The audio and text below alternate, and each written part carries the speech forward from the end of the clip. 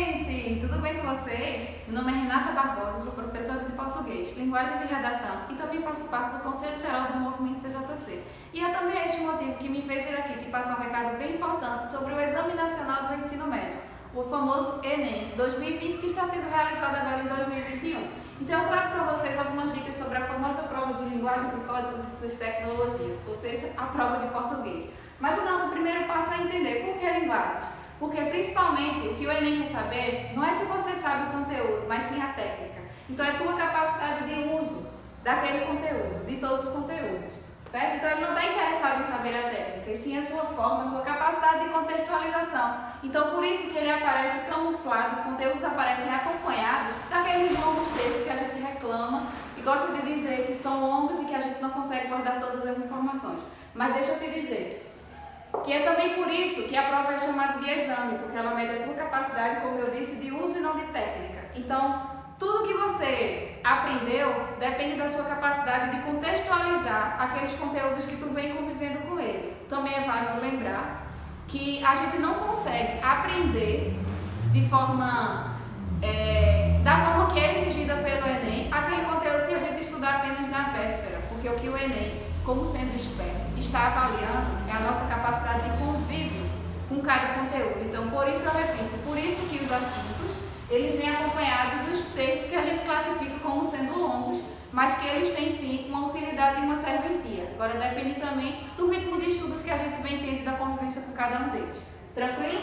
Então, quando a gente classifica os textos como longos, também não significa dizer que a gente vai ter que todas as questões, ler todos os textos por completo para extrair a resposta da questão que a gente está resolvendo, tá? A dica é, passa para a questão, vê o que ela está te pedindo e depois a gente consegue extrair do texto.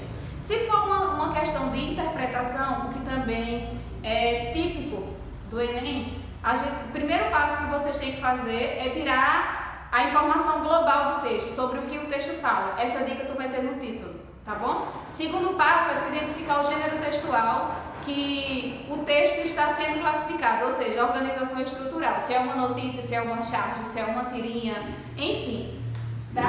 Então, a partir daí, você vai conseguir guardar as informações necessárias que está pedindo na tua questão, tranquilo?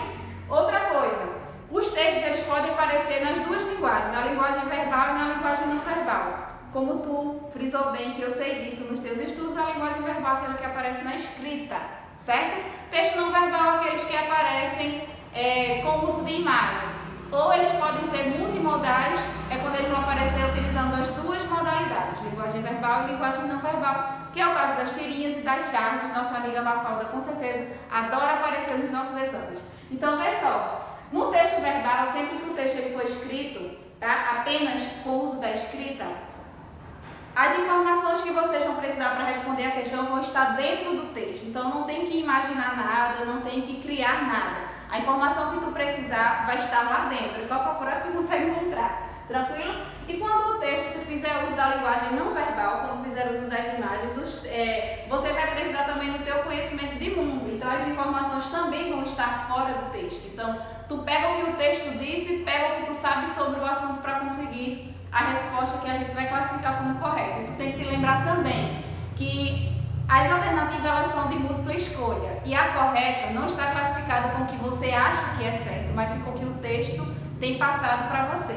E por mais que você vai precisar de informações extratextuais, tá? Não são informações com opiniões suas, mas informações que a gente consegue ter fora e provar dentro do texto. Então, vai ser de fundamental importância a gente acoplar a interpretação ao nosso conhecimento de mundo acerca do assunto, tranquilo? Então aqui eu trouxe para vocês aquela lista massa de conteúdos que todos os anos cai no exame. Então, além de variação linguística, né, e a norma padrão, o Enem gosta de fazer, de medir a nossa capacidade de uso tanto de uma quanto da outra. Então, os textos eles podem vir lá, geralmente com tirinhas, né? Para que a gente possa identificar alguma característica, algum uso adequado ou não da norma padrão. E aí, por meio também da variação linguística, certo? Os gêneros textuais, importante você entender também que gênero é diferente de tipo. Tipo textuais temos 5, mas gêneros temos diversos. Então, eles podem lançar para vocês um texto e pedir, perguntar de repente uma característica específica sobre este. Então, por isso é importante tu estudar bem direitinho os gêneros textuais, as características de cada um. Beleza? Funções da linguagem, que é diferente de figuras de linguagem. Também sempre vai cair. Classe das palavras, gente, contexto. O Enem ele nunca vai te dar, por exemplo, uma conjunção e perguntar se é uma conjunção. Ela vai te dar um texto que pode ser longo, e aí você às vezes nem vai precisar dele todo, mas ele vai extrair um trecho que ele vai repetir esse trecho no enunciado da tua questão, tá? E aí ele vai destacar o termo que você vai ter que classificar. Qual a classificação gramatical desta? Se é um adjetivo, se é uma conjunção, se é um substantivo, se é uma preposição, enfim, tá? Sempre aportando-se a um trecho do texto que já terá sido dado. Tranquilo? Gêneros digitais também está em alta. Os textos verbais e os não verbais, como eu disse, aqui também podem vir questões de interpretação acerca. E a famosa sintaxe, né, o que a gente conhece como a gramática. Mas ela vem também de uma forma contextual, que a gente vai ter os termos essenciais da oração, que podem se perguntar, os termos essenciais, sujeito, verbo, complemento, pode vir. Então, não economizam os estudos sobre orações coordenadas e subordinadas, os tipos de cada uma, tá bom? Que pode vir lá, por exemplo, pegar um trecho do texto, destacar uma oração e perguntar se ela é subordinada, coordenada adversativa, coordenada aditiva, de repente subordinada adverbial temporal, tá? Dando as alternativas para você lançar a opção que melhor se encaixa com a classificação desta, tá certo? E concordância. A concordância ela pode vir também acoplada à variação linguística, que é a variação, ou melhor, a concordância verbal e a concordância nominal. Então, gente, o conselho que eu te dou, não economiza na leitura, tá? Sempre que puder, faz prática. E quando eu digo leitura, mas eu leio gêneros digitais, as famosas redes sociais, não servem. O que o Enem também implicitamente avalia é a tua capacidade de interpretação sobre os diversos gêneros textuais. Então, se de repente tu se prende apenas aos gêneros digitais, pode ser que tu apresente alguma dificuldade em alguma das questões, tá? E também a capacidade leitora interpretativa e também na escrita, que eu vou vir no próximo bloco com as opções de redação. Mas a leitura e a constância, como eu disse, a convivência com os conteúdos, a praticidade é o que vai te fazer realizar um bom exame e conseguir. E é válido a gente lembrar também aquelas questões que pertencem à área da literatura. Então, aqueles conteúdos que eu sei que vocês têm colocado na lista de estudos de vocês. As vanguardas europeias adoram aparecer, os movimentos literários, o modernismo. Então, como é que esses assuntos, por exemplo, eles podem cair no teu exame? Eles sempre vão te dar um texto ou uma obra, tá? E eles vão apresentar ideias estéticas. Ou, por exemplo, eles podem colocar nas alternativas características estéticas e para você relacionar com o movimento literário, por exemplo, né? Então, a gente pode ter lá um trecho de um poema, de um romance, de algum escritor literário, podemos ter lá Machado de Assis, por exemplo, e nas alternativas estarem lá listadas características estéticas, e para você selecionar aquela ou aquelas que pertencem a este autor, tá? Então, sempre por meio de uma obra, sempre também contextualizado, ele sempre vai te dar um material, vai pedir que você analise para que você corresponda e arrume a baguncinha que eles gostam de nos dar, certo? Então, as ideias estéticas que estarão ligadas aos movimentos das escolas literárias. Vou pedir que vocês relacionem se aquela característica, aquela ideia pertence ao cubismo, ao impressionismo, ao dadaísmo, por exemplo. É interessante a gente fazer um estudo também sobre os nossos artistas como Pablo Picasso, Anita Mafalda, Tarsila do Amaral, Cândido Portinari também, estudando especificamente as características estéticas de cada um. Tá? As questões, como eu disse, vão aparecer desse mesmo jeito. e eles vão saber se você sabe, que aquela característica estética é específica de determinados autores. Então, dá uma revisada, estar por dentro de pelo menos aquelas características que são fortes de cada um, para que a gente possa se dar bem também nessa área das linguagens incômodas. Tranquilo? E cá estou eu mais uma vez, agora para falar para vocês da famosa redação, né? O texto dissertativo, argumentativo, que tem tirado o sono de tantos estudantes. E eu começo fazendo apenas um pedido. Gente, tranquilidade, tá? A gente não pode colocar na cabeça de que é a nossa redação que vai definir tudo, que vai definir o futuro da nossa vida. Assim a gente acaba criando um bloqueio diante de um gênero textual que deve nos apresentar uma certa tranquilidade, porque ali a gente está expressando aquilo que a gente pensa, seguindo apenas uma organização estrutural que o gênero nos exige. Apenas isso. Assim como a gente conversa sobre os nossos amigos, assim como a gente usa as redes sociais para criticar, para falar de algum assunto, para expressar a nossa opinião, a redação funciona do mesmo jeito. A diferença, como eu disse, está na estrutura, nas regras que a gente tem que seguir. Então, tranquilidade. Vou apresentar aqui o passo a passo com os termos essenciais, como é organizado, na verdade, o texto dissertativo argumentativo. Não tenham medo de fazer o mapa textual de vocês antes de começar de fato a escrever, tá? Coloquem no papel tudo que vocês sabem, tudo que vocês pensam e façam um esquema antes de começar a fazer de fato a redação de vocês, tá bom? Então vejam só, como a gente sabe, é um texto dissertativo e argumentativo organizado em parágrafos que devem ter no mínimo 3 ou 4, tá? E o nosso primeiro parágrafo vem aí a nossa introdução. O que é que a gente faz na nossa introdução?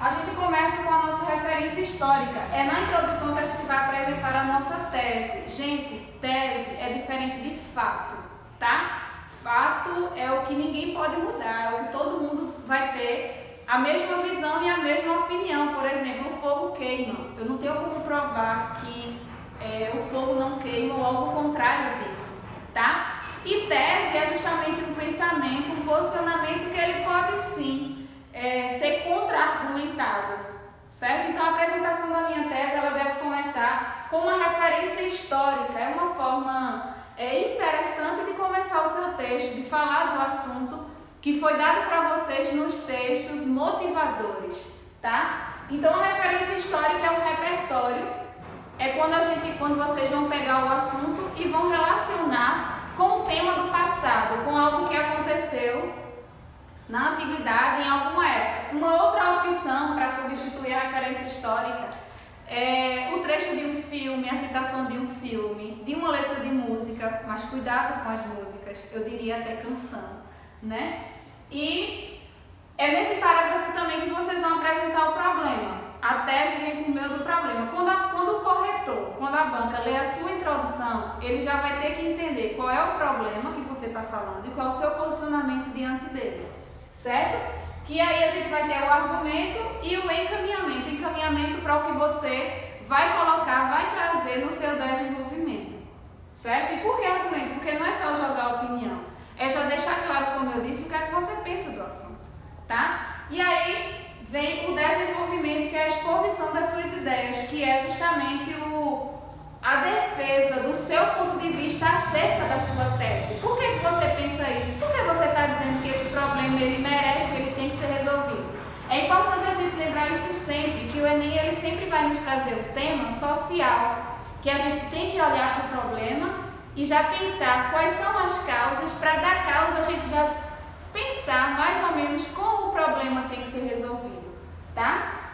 Então a gente vai ter um retorno à tese, mas como a gente vai ter um retorno à tese, a gente não pode começar o parágrafo com indicadores, por exemplo, dando como se fosse uma continuidade do que foi dito na introdução. Então eu coloquei aqui só um exemplo, por exemplo, nesse sentido, que sentido? Tu está começando um parágrafo, o assunto é o mesmo, mas o parágrafo ele está sendo iniciado, então não é começar retomando como se fosse uma continuação, mas um começo, uma continuação de algo que foi apenas apresentado, não uma continuação textual, uma continuação gráfica. Tranquilo?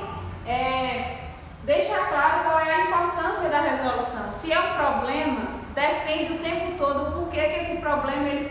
que deve ser resolvido, certo? Então é aqui nessa importância que tu vai apresentar as causas e as consequências.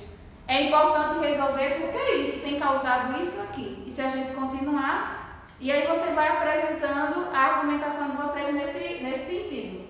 É importante também vocês apresentarem 2 exemplos. Por que exemplos? Porque a gente não vai tratar, não vai olhar para o tema como se fosse uma coisa distante, como se fosse uma coisa abstrata, mas algo próximo, algo concreto. Então os exemplos faz com que a gente convença que aquela ideia é válida, que o nosso pensamento, ele é sim, merece sim ser levado em consideração, tá certo? Então, quando a gente apresenta a causa do problema, aqui a gente está dando uma dica de como a gente pode resolver o problema.